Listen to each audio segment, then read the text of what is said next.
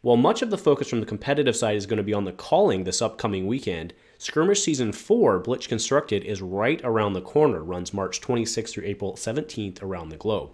Now, Flesh and Blood is a game that rewards reps and loyalty with a deck or hero like no game I've ever seen. As such, doing tier lists has never really been a big thing for me in this game.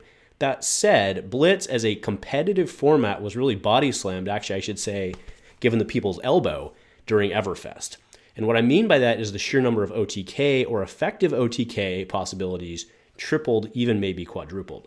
Now, OTK has always been a thing in Blitz. The difference now is that in many cases it's doable FTK, first effective turn. Whereas before it required setup, now for several heroes an effective win can actually happen out of the gate, and only a couple heroes even stand a chance of stopping it.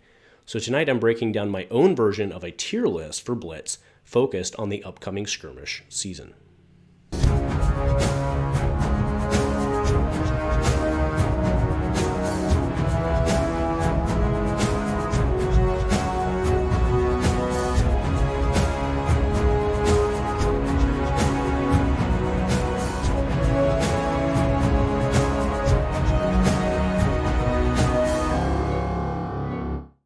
A huge shout out to our channel members for supporting what we do here. If you want to get involved with the channel and the Dice Commando community, please consider joining as a channel member.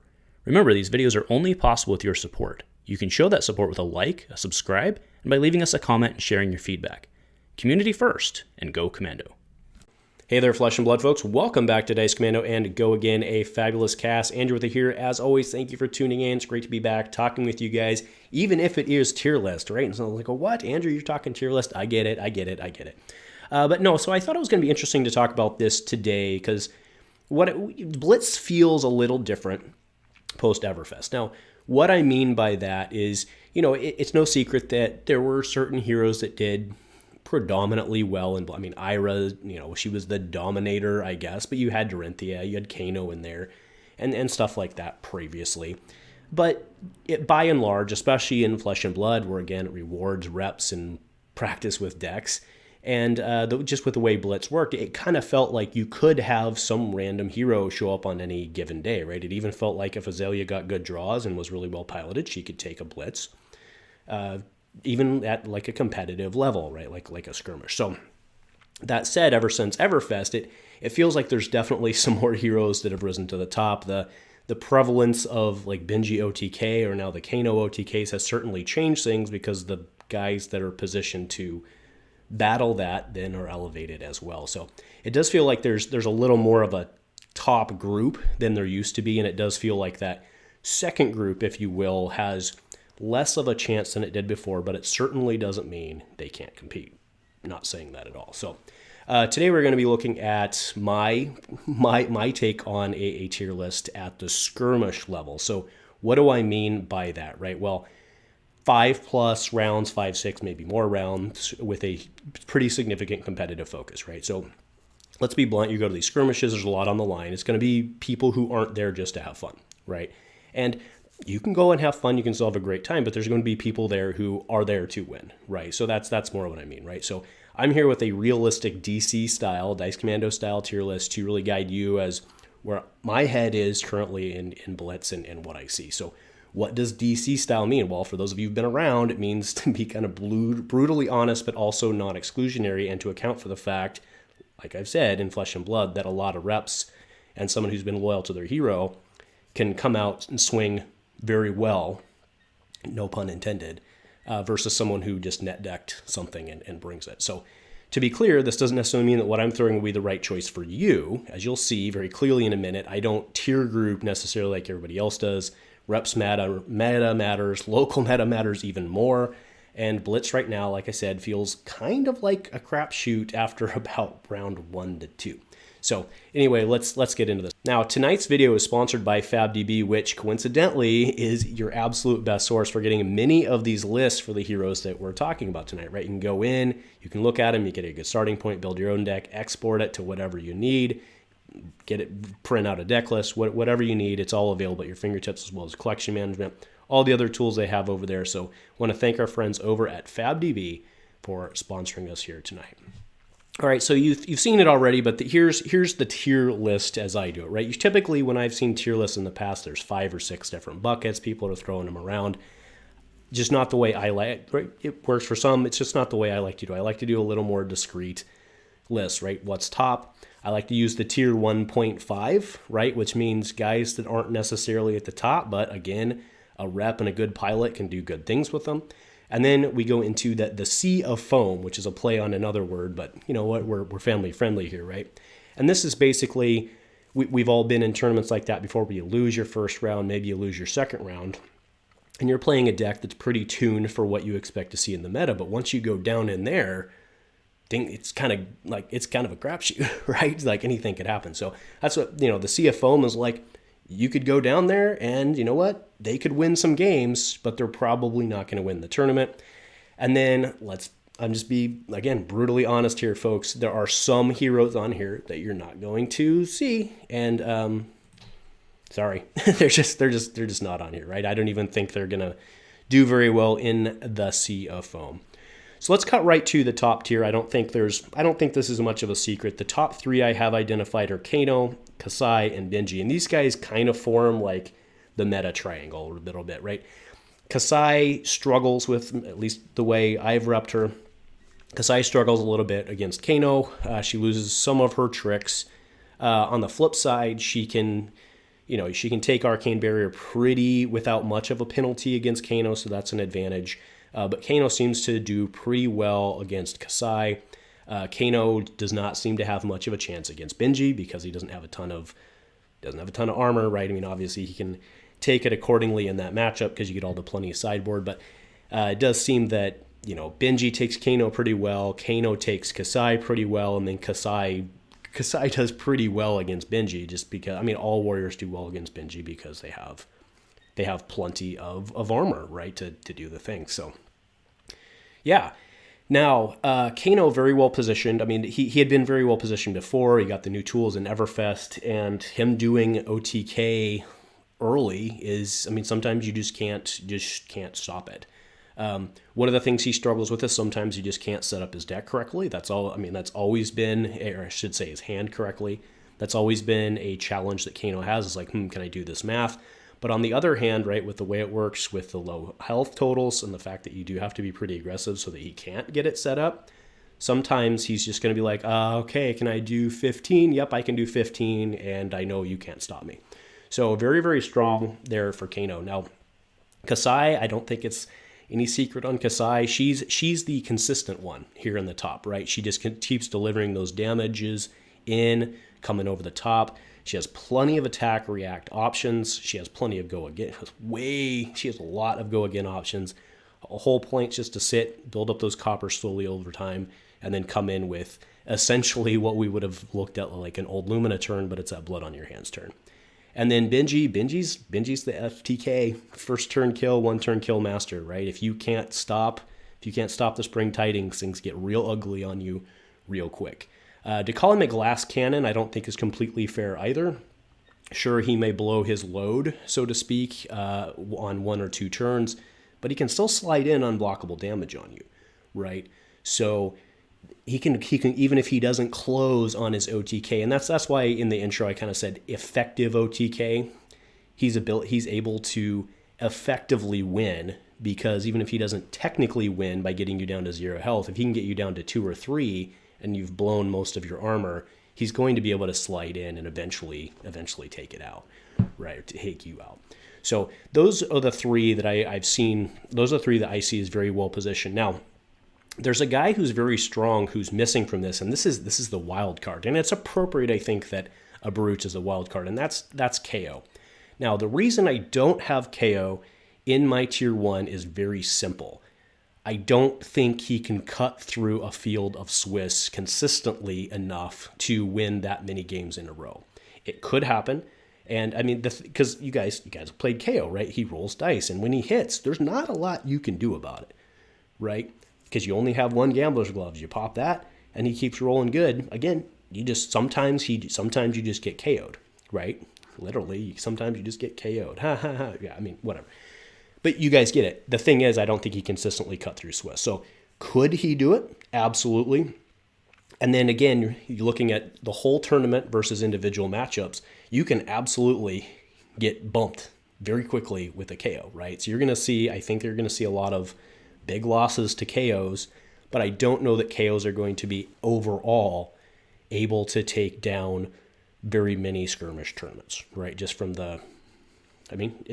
if you really break it down, yes, the math's not completely straightforward on that, but by and large, he should be not doing what he wants to do 66% of the time, right? So yes, you can manipulate that slightly, but only slightly. So I just don't think he can cut through the field of Swiss. All right, moving into the tier 1.5. So this is reps and pilots can do good things. And I do want to make, we'll hold that. Let's talk about dash. Now, dash pound boost, I've really been enjoying. There's also what we call the dash boosty boost decks, right? Whether you're using, it doesn't matter what you're using, right? It's the boost.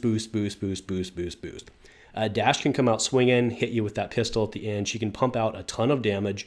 She's relatively consistent in doing it, but she basically has 3 to 4 turns. So if you are someone like Warrior, you can tend to have a pretty decent chance at blocking. Trying to race her, unless you're someone like Kano, is tough.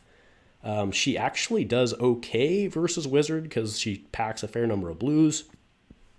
So again, dash could do it, but I think that with the fatigue factor again of her running out of gas if she can't get it done, it's kind of like we'll talk about chain a bit later, but it's kind of the same similar thing there. As if you can survive, they kind of it's not necessarily you win, but they lose, right?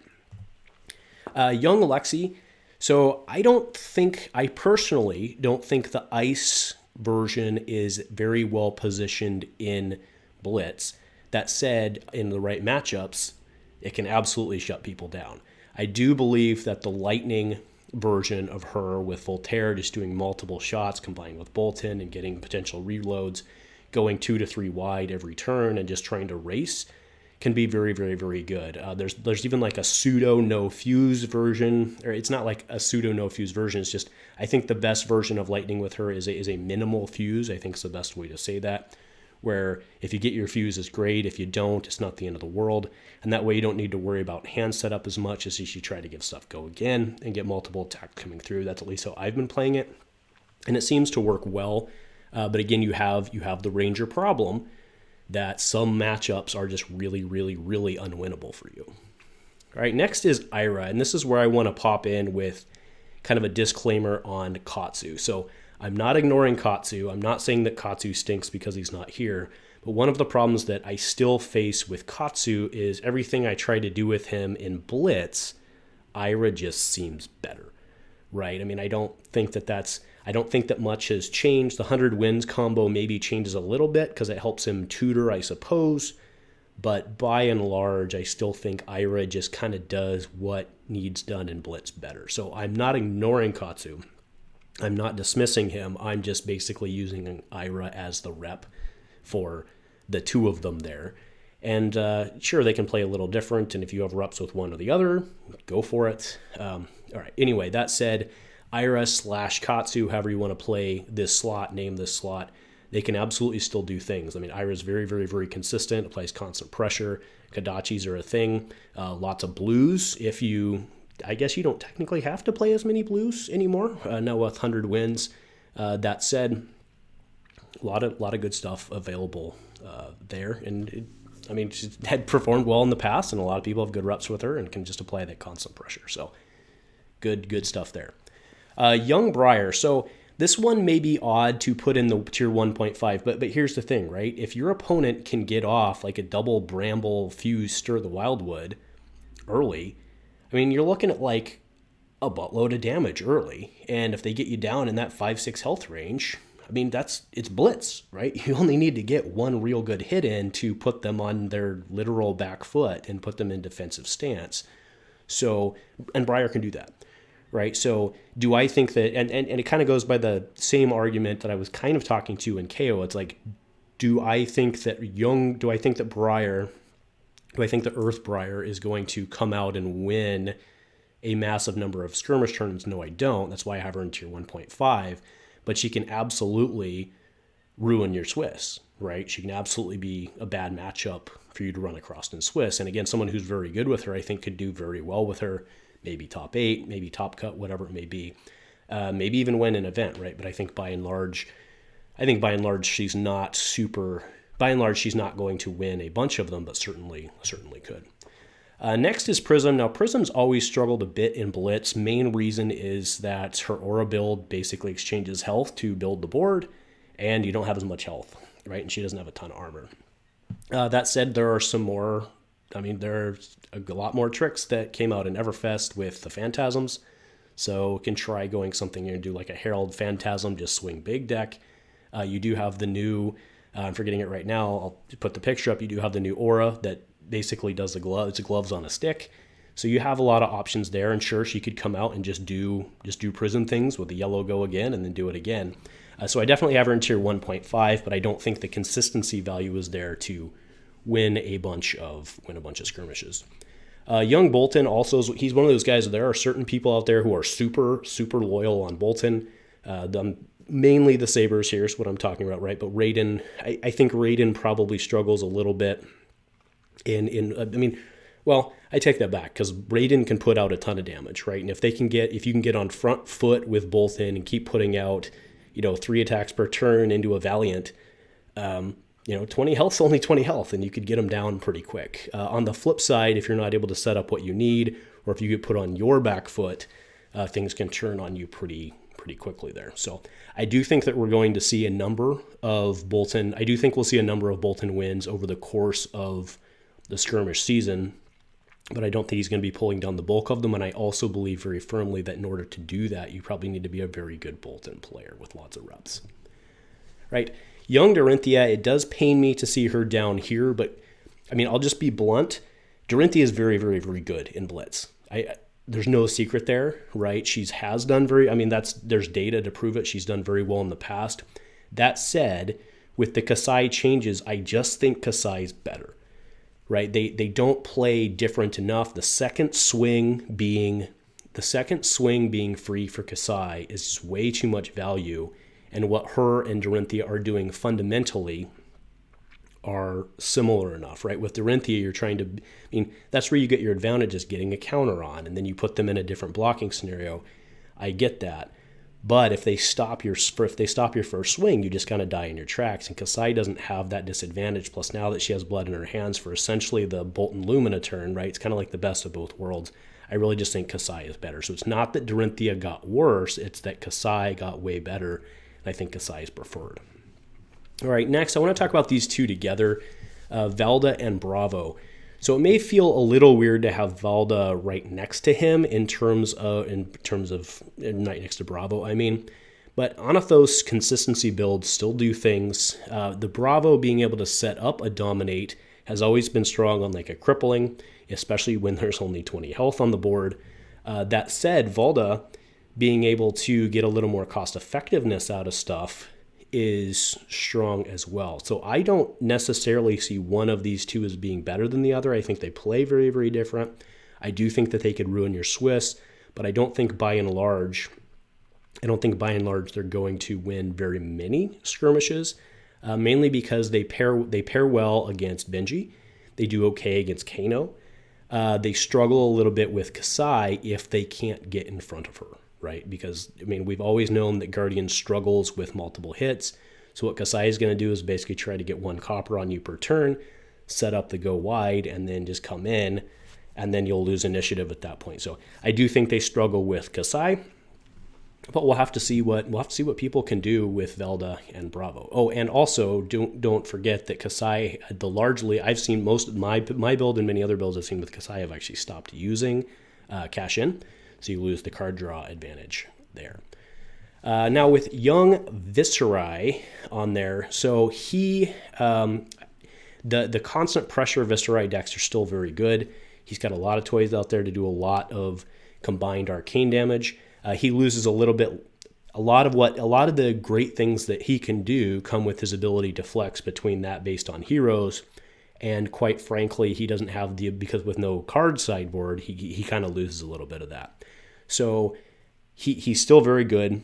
He can, if he gets the right draws, you can just, I mean, we've all been there in a Viscerai match. We're just like, God, I've got damage coming from everywhere. I don't have any cards left. What's going on? He can absolutely do that. Can absolutely ruin your Swiss. I just don't think he's going to be able to cut through. It's the same thing, right? For most of tier 1.5, I kind of feel like a broken record there. All right, so now let's go into the Sea of Foam, okay? And actually, before we do that, I do want to give a shout out to young Rhinar. So I didn't have him in the tier 1.5, and that's because he's kind of like, he's not kind of like, I mean, he's not kind of like KO, just that they're brutes. He's strong, but I don't think it's the same thing. I don't think he's going to be able to cut through Swiss. Sometimes he can just line up those intimidates, and you just lose, and there's nothing you can do about it.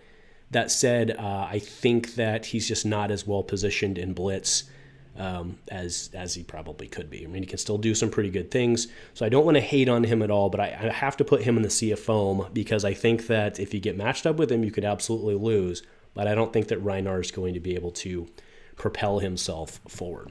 So you also see KO down there in the Sea of Foam, and again, I'm not hating on KO. That's not the point. Anyway, I said my piece on both Rhinar and KO. So down here, I also have Azalea. I have Young Oldhim. I have Chain down there, which I think that's probably going to be controversial. I think there's going to be people out there like, why don't you have Chain in 1.5? I hear you. The main thing with Chain, though, is he loses a lot of his... I mean, with only less cards in deck, things moving faster, he loses a lot of his punch, right? Because we've usually seen that it's around 5 shackles that Chain really starts singing, and when you're in Blitz, that's tough, right? That's tough to do without the life to exchange to get there. Olivia, I think I can leave that one there. The reason I have Azalea down there is, again, it could happen. Like she'll there's probably someone somewhere who will win a skirmish with Azalea. It'll probably almost certainly happen. I would bet on it. That said, it's not going to be a lot. And then Young Oldhim, he's tanky as heck, right? He can do his thing. He's very good, but I don't think he's going to be able to pull down the skirmish. I think he has a lot of bad matchups against, if you look at a lot of these guys and what they're doing, right? Benji's trying to go wide on you. Kasai's trying to go wide on you. He probably does okay versus Kano. Some of these other guys trying to go wide on you. I think that's something that he'll potentially struggle with. So anyway, those are the ones for the Sea of Foam. So again, if you're loyal to one of those guys, it absolutely could happen. You could probably have a very good day, maybe even top with some of those guys down there. But by and large, I think that you're going to be up against and fighting an uphill battle. How's that? Fighting that uphill battle. So again, if you don't, I'll do it. If your guy's not on there, I'm sorry, no offense meant, but they're probably not going to cut it for you overall in skirmish. But prove me wrong, folks. Prove me wrong and let me know. So anyway, hopefully you don't disagree too much with it. But this is just my take on it from the games that I've been playing, from what I've been seeing across from the games I've played online, as well as kind of my own testing and matchups. So that's how I see it. Let me know if you agree. If you disagree, you probably already let me know if you disagree. So cheers. But yeah, I love hearing and engaging with you guys in positive manners. So I love it. So anyway, let me know. Thank you guys very much for tuning in. Just a reminder, we are playing still every week at Gungai. I'm absolutely loving it. We've been able to keep at least 8 or more at our armories, even through the competitive season when there's other stuff in town. We really have a great group. Really enjoying it. Come out and join us. It's a positive environment. So anyway, folks, that'll do it for me today. If nothing else, go Commando.